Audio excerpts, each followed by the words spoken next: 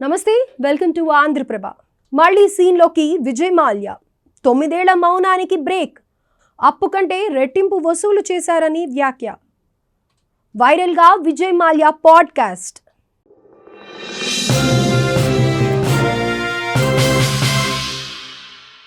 విజయ్ మాల్యా మళ్ళీ సీన్లోకి వచ్చాడు. 9 ఏళ్ల క్రితం విదేశాలకు పారిపోయిన ఆయన బ్యాంకులకు రుణాలను ఎగరవేశారన్న ఆరోపణలపై ఇటీవలే నోరు విప్పారు.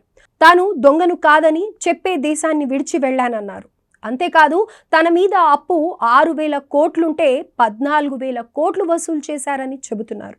అయితే విజయ్ మాల్యా మాటల్లో నిజమెంత? ఈ కామెంట్స్ పై బ్యాంకుల రియాక్షన్ ఏంటి? ఒకవేళ అది నిజమైతే ఆయన ఇంకా లండన్లోనే ఎందుకు ఉంటున్నారనేది తెలుసుకునే ప్రయత్నం చేద్దాం.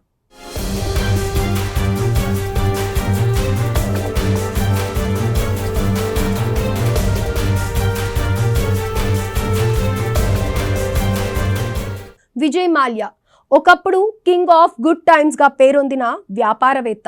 2005లో కింగ్ ఫిషర్ ఎయిర్లైన్స్ను ప్రారంభించారు.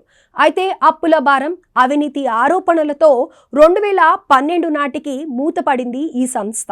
ఈ క్రమంలోనే విజయ్ మాల్యా దాదాపు 17 బ్యాంకుల నుంచి సుమారు 9,000 కోట్ల రూపాయలు రుణాలు తీసుకున్నారని, వాటిని తిరిగి చెల్లించకుండా 2016లో దేశం నుంచి బ్రిటన్కు పారిపోయారని ఆరోపణలు ఉన్నాయి.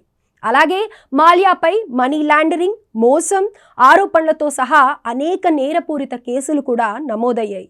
భారత్లో ఆర్థిక నేరాలకు పాల్పడి విదేశాలకు పారిపోయిన విజయ్ మాల్యా వ్యవహారం ప్రస్తుతం హాట్ టాపిక్గా మారింది. దీనికి కారణం ఓ పాడ్కాస్ట్లో భాగంగా ఆయన మాట్లాడిన మాటలు. విదేశాలకు పారిపోయానంతే కానీ దొంగను కాదని సమర్థించుకోవడం గమనార్హం. సుమారు 4 గంటల సుదీర్ఘ పాడ్కాస్ట్లో తాను చెప్పాలనుకున్నవన్నీ చెప్పుకున్నాడు. తనను బ్యాంకులు బాధేశాయని వాపోయారు. అప్పు వడ్డీ అంతా చెల్లించినప్పటికీ ఇంకా దొంగగానే చూస్తున్నారని చెప్తున్నారు. ముందు పాడ్కాస్ట్లో అసలు విజయ్ మాల్యా ఏం చెప్పారో చూద్దాం.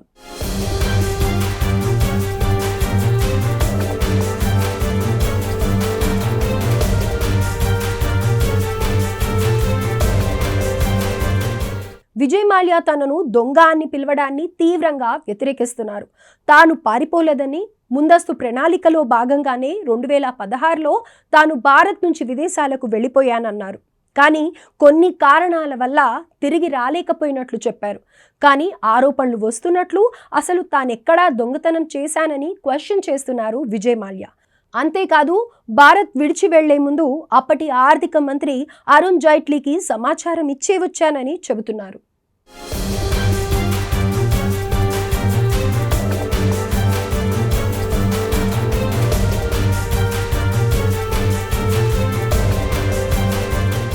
తన కంపెనీలైన Kingfisher Airlines, United Breweries, Kingfisher Finvest తీసుకున్న రుణం 6,203 కోట్ల రూపాయలే అని చెప్పారు విజయ్ మాల్యా. అది కూడా 11.5% వడ్డీతో కలిపి అని పేర్కొన్నారు. అయితే బ్యాంకులు మాత్రం తన వద్ద నుంచి సుమారు 14,131 కోట్ల రూపాయలు రికవరీ చేశారన్నారు. ఇందులో మరో ట్విస్ట్ కూడా ఉంది. అదేంటంటే తాను ఎలాంటి రుణం తీసుకోలేదని, అది తన కంపెనీ తీసుకుందని చెప్పడం గమనార్హం. అలాగే బ్యాంక్ రుణాలు తీర్చేందుకు 2012 నుంచి 2015 మధ్య తాను 4 సార్లు సెటిల్మెంట్ ఆఫర్స్ ఇచ్చానన్నారు. కానీ బ్యాంకులు వాటిని తిరస్కరించాయని తెలిపారు. ఈ క్రమంలోనే తన వ్యవహారంపై న్యాయపరమైన విచారణ జరిపి గౌరవప్రదమైన జీవనం హామీ ఇస్తే భారత్కు తిరిగి రావడానికి ఆలోచన చేస్తానన్నారు విజయ్ మాల్యా.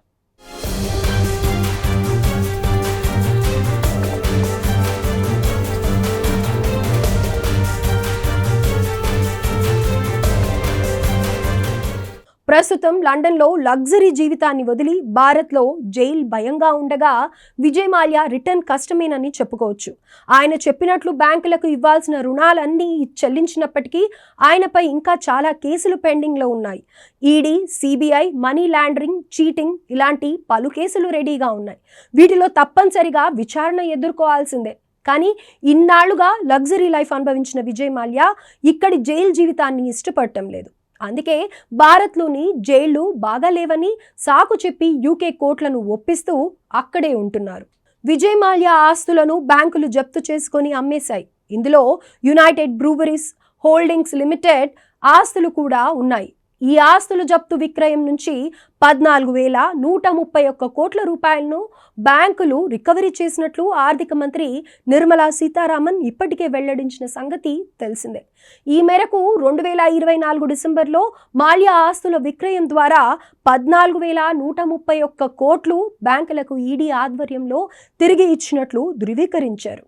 అయితే విజయ్ మాల్యా నుంచి బ్యాంకులు రికవరీ చేసినట్లుగా చెబుతున్న నగదు ఆయన సొంతంగా ఇచ్చింది కాదు, అదేమీ ఆయన వ్యక్తిగత చెల్లింపు కాదు. సో విజయ్ మాల్యా తనంతట తానుగా 14,131 కోట్లు చెల్లించలేదన్నది నిజం. మరోవైపు ఆర్థిక నేరస్తుడు అన్న ముద్ర పడటంతో పాటు లెక్కలేనన్ని కేసులు, జైలు భయం కూడా ఉన్న నేపథ్యంలో విజయ్ మాల్యా భారత్కు వచ్చే పరిస్థితి కనిపించడం లేదు.